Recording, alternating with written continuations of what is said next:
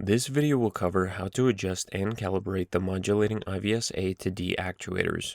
These actuators can be powered by 110 and 220 volts AC, and it can be controlled by a 4 to 20 milliamps, 1 to 5 and 2 to 10 volt DC signal. The position signal can be set to output a 4 to 20 milliamps or 2 to 10 volt DC signal. The failsafe position on power loss can be different than the position on signal loss.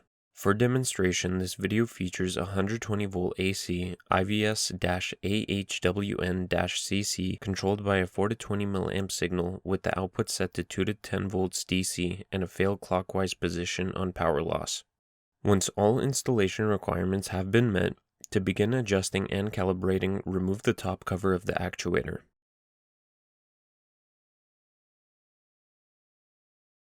Locate the power connection block, input and output signal connection block, push buttons, dip switches, and limit switches.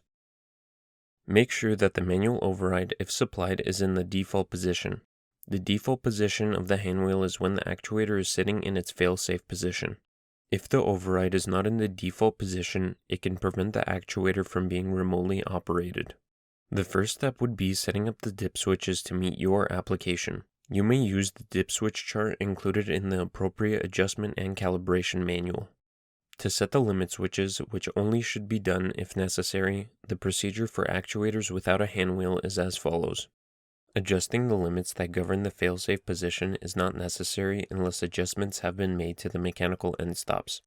In this example, we have a failsafe clockwise position actuator, so we will only be adjusting the counterclockwise limit switches LS1 and LS3. To set LS1, loosen the set screw on the bottommost cam and rotate the cam in the direction necessary. Rotating it clockwise will increase the range of rotation, and turning it counterclockwise will reduce it. Tighten the set screw once it's in position. To set LS3, loosen the set screw on the cam second from the top and rotate it so that it is offset 3 degrees from LS1. This is to ensure that LS3 is triggered before LS1.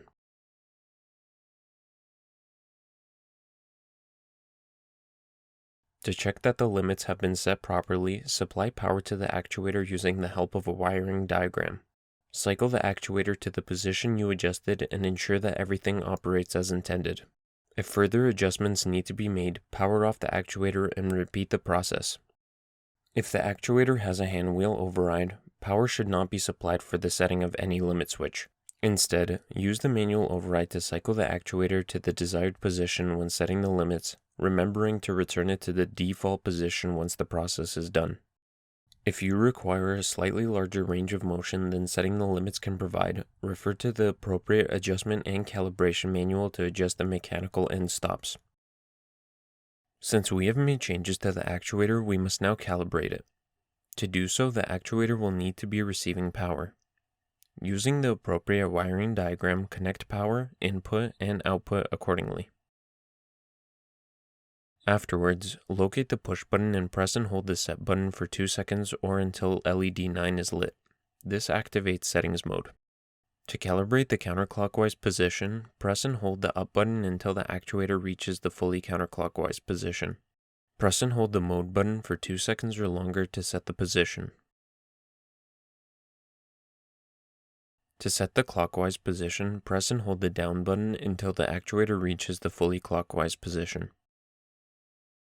Press and hold the mode button once again for 2 seconds or longer.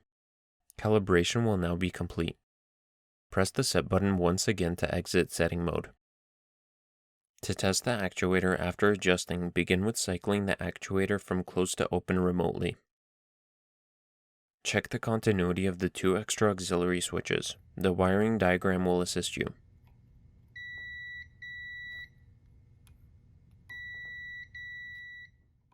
Cycle the actuator back from open to close and check continuity once again.